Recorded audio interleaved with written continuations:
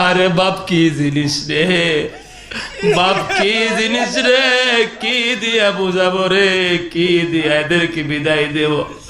আল্লাহ বাজানকে ধরে নিয়ে যান, বাবাকে ধরে নিয়ে যান। আল্লাহ দয়া করে আব্বা জানের কবর আযাবকে তুমি মাফ করে দাও, বলেন আমিন। আলপেসানের মা বলল, আসবা কিন্তু এসে হাত উত্তোলন করবা না, হাতটা উত্তোলন না করে আগে দোয়া পড়বা। তোমার আমি কলিজা ভরে দেখবো, তোমার কলিজা ভরে দেখবো, তারপরে হাত উত্তোলন করবা। মুজাদ্দিদ আলপেসানি কিতাবের ভিতরে লেখেন, আমি তার পরবর্তীতে গিয়ে মায়ের কবরের পাশে হাত তুলি না, আগে দাঁড়ায়া কিছুক্ষণ থাকে আমার মা আমার কলিজা ভরে দেখে নে। আহারে এই মা এই বাবা আপনাকে কত না কষ্ট করে লালন পালন করে রে বাজার, অথচ এই বাচ্চাগুলো এমন হয়ে যায় মা বাবাকে বৃদ্ধ বয়সে দেখতে চায় না, বাড়ি থেকে বের করে দেয়। আমার ভাইয়েরা, কলকাতায় যারা যাবেন, শিয়ালদা স্টেশন, কলকাতার আশেপাশে ধর্মতলা সহ নিউ টাউন সহ এলাকায় যখন ঘুরবেন নুর ইসলাম ভাই, ওই জায়গাগুলোতে দেখবেন কিছু মানুষ থাকে, বড় বড় চাকা লাগানো গাড়ি, ওই গাড়ি কিন্তু মানুষ টেনে নিয়ে যায়, দুই হাত দিয়ে এরকম ধরে নিয়ে যায়। মানুষ বসে বড় গরুর গাড়ির চাকার মতো চাকাওয়ালা গাড়ি, আজ থেকে প্রায় 150-200 বছর আগের ঐতিহ্যই গাড়ি। মানুষ বসবে আর একটা মানুষ টেনে নিয়ে যায়, যে মানুষগুলো টেনে নিয়ে যায় তাদের পা গুলো বাঁকা হয়ে গিয়েছে, এইরকম টানতে টানতে গরমে হাঁটা যায় না মানুষকে, আপনার একটা মানুষকে টেনে নিয়ে যায়। আমি একজনকে জিজ্ঞাসা করলাম, এই লোকগুলোর বয়স 60-65-70 বছর, এই লোকগুলো এত কষ্ট করে টানে, একটু কথা বলবো। কাছে গিয়ে বললাম, ও দাদা একটু বসেন, কথা বলে। বলে, দাদা বসার কপাল আমার না। কেন কপাল না? এই বয়সে গাড়ি টানেন। কি করব, পেটে যা আমার খায় এই জন্যই তো টানি। ছেলে মেয়ে নাই, 5টা ছেলে মেয়ে আমারে ভাত দেয় না, এই জন্যই টানতে হয়। কোন ধর্ম? হিন্দু ধর্ম। আর একটু কিছু দূরে যায় দেখে আর এক অবস্থা, কোন ধর্ম? মুসলমান ধর্ম। আমার ভাইয়েরা, আমার বন্ধুগণ, আপনারা এই শীতের দিন চলে গেল, এই যে গরমের দিন আসতেছে, এমনও বাড়ি আছে দেখবেন মায়ের মাথার উপরে কোনো ফ্যান নাই, ঈদের ভিতরে গরু বিক্রি করবে, অস্ট্রেলিয়ান গরু, ফিজিয়ান গরু, এই গরুর গায়ের উপরে ফ্যান লাগায় দিয়েছে, ওই ফ্যান ঈদের 8 দিন পর্যন্ত বন্ধ হয় না। যদিও বা একটা ফ্যান মায়ের গায়ের মাথার উপরে দিয়েছে, বাবার মাথার উপরে দিয়েছে, মাঝে মধ্যে পুত্রবধূ বলে এত বিল ওঠে, সেই জন্যই তো দেখি বিল কেমনে ওঠে, এখন দেখি তোমার ঘরের ফ্যানটাই বেশি চলে। এরকম বলে কিনা? এরকম কিন্তু বলে বাজান। আমার ভাইয়েরা, আমার ইউটিউবে একটা আলোচনা আছে, জালাল আর হান্নান আর মান্নানের মায়ের কাহিনী। এই আলোচনাটা আজকে করে দিয়ে যায়, যেহেতু মাদ্রাসা প্রাসঙ্গিক মিলে গেল। এই কাহিনীটা শুনবেন আমার মায়েরা।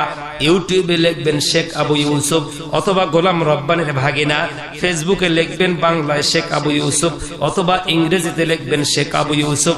আমার মামা আব্দুল সালাম আমার ছবি আছে, ওইটা আমার ফেসবুক। আর পেজের ভিতরে আমি আর আমার আব্দুল্লাহ আল আমিন ভাইয়ের ছবি আছে, ওইটা হলো আমার পেজ। এগুলো তো আমার আলোচনা নিয়মিত পাবেন, আজকেরটাও পাবেন ইনশাআল্লাহ। হান্নান মান্নান দুইটা ছোট্ট বালক, এদেরকে রেখে আব্বাজান যখন মারা যায়, মারা যাওয়ার পরে মেধাবী হওয়ার কারণ তাদেরকে স্কুলে ভর্তি করানো হলো। 2 দিন 4 দিন চলে গেল, বাবা বিদায় নিয়ে চলে যাওয়ার কারণে ক্লাস 5-এ যখন তারা পরীক্ষা দিল, পরীক্ষা দিয়ে ওই স্কুলের ভিতরে সবচাইতে ভালো রেজাল্ট করলো হান্নান।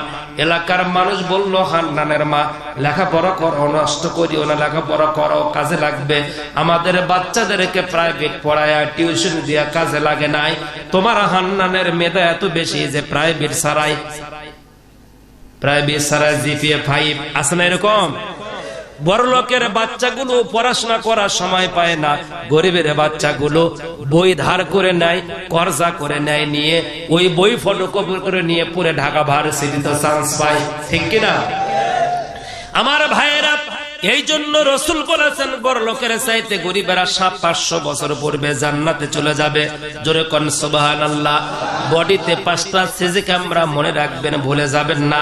আমার ভাইরা, আমার বন্ধুগণ, হান্নান যখন ক্লাস 5 পাস করলো, এইটার সম্বর্ধনা দেখে মান্নান বলতেছে, মা বড় ভাইকে লেখাপড়া করাইলেন, আমার লেখাপড়া কি হবে না? আমি কি লেখাপড়া করবো না? মা আমার লেখাপড়া করাও। মা 2টা বাচ্চাকে লেখাপড়া করায়। বাবা বেশি জমা জমে রাখে নাই, একটা দোয়াল গরু রেখে, সামান্য জমি রেখে চলে গিয়েছে। কুরবান নয়, সব বিক্রি করে দিয়ে লেখাপড়া করাইলো। আমার ভাইয়ের দিকে তাকান, 2টা ছেলেকে ঢাকা ইউনিভার্সিটিতে অনার্সে ভর্তি করালো। অনার্স করতে লাগে 4 বছর। অনার্স করার পরে ছোটটাও চলে গিয়েছে, বড়টাও চলে গিয়েছে। মাস্টার্সের প্রথম বছর গিয়ে বড় ভাই বিয়ে করেছে ওর ডিপার্টমেন্টের একটা বড় লোকের মেয়ের সাথে। মা বলতে পারে না, বড় লোকদের বিয়ে হয় প্রেম প্রীতি ভালোবাসা দিয়া, আলটা মডার্ন। গরিবের বিয়ে হয় দাদা দাদি নানা নানি চোখের পানি দিয়া। কথা বলেন না কেন? এদের চোখের পানি দিয়ে বিয়ে শাদী হয়, চোখের পানি দিয়ে বিয়ে শাদী হয়। সম্মানিত ভাইয়েরা, মায়ের সাথে কোনো যোগাযোগ নাই। বড় ছেলেটা যেমন করে বিয়ে করেছে, ছোট ভাই দেখলো কে বড় ভাই এইভাবে বিয়ে করলো, আমাকে করতে হবে। ছোটটাও করে ফেলে দিল। মায়ের সাথে যোগাযোগ নাই। মাঝখানে 12 বছর, অনেক লম্বা ইতিহাস।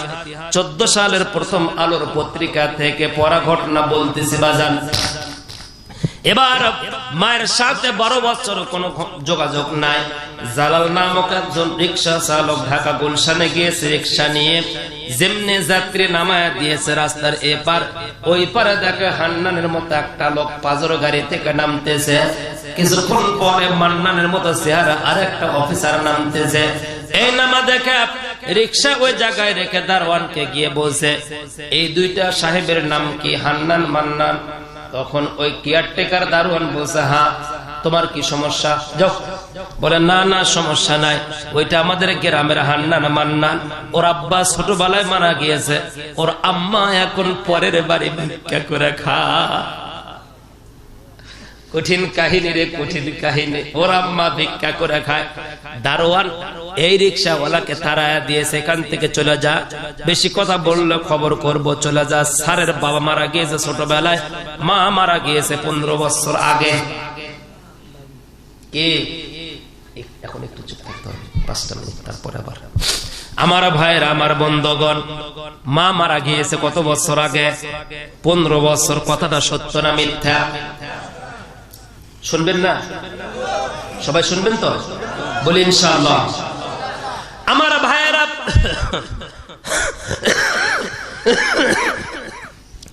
চলে না সভাপতি সাহেব, শরীর আর চলে না, কত আর চলে বলে পুতিরা।